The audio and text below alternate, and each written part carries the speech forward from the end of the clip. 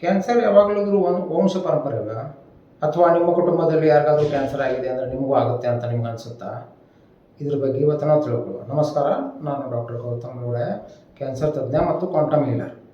ಮಾತ್ರ 5-10% ಜನರಿಗೆ cancer gene ಮುಖಾಂತರ ಬರುತ್ತೆ, ಅಂದರೆ ಆನುವಂಶಿಕವಾಗಿ 5-10% ಜನರಿಗೆ ಹರಡುತ್ತದೆ. 90% ಜನರಿಗೆ ಆನುವಂಶಿಕವಾಗಿ ಬರುವುದಿಲ್ಲ.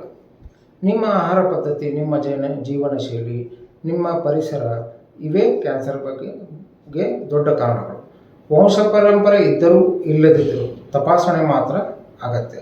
ಕ್ಯಾನ್ಸರ್ ತಡೆಗಟ್ಟುವುದು ನಿಮ್ಮ ಕೈಯಲ್ಲಿದೆ. ಅಂದರೆ ಮುನ್ನೆಚ್ಚರಿಕೆಯಿಂದ ಈ ಕಾಯಿಲೆಯನ್ನು ಬರದಂತೆ ಮಾಡಬಹುದು. ಅದು ಮನೆಯಲ್ಲಿ ಯಾರಿಗಾದ್ರೂ ಮೊದಲು ಕ್ಯಾನ್ಸರ್ ಆಗಿದ್ದರೆ ಅವರು ಹೆಚ್ಚಿಗೆ ಇದ್ರ ಬಗ್ಗೆ ಕಾಳಜಿ ವಹಿಸಬೇಕು. ಕ್ಯಾನ್ಸರ್ ಯಾವಾಗಲೂ ವಂಶ ಪರಂಪರೆ ಅಲ್ಲ.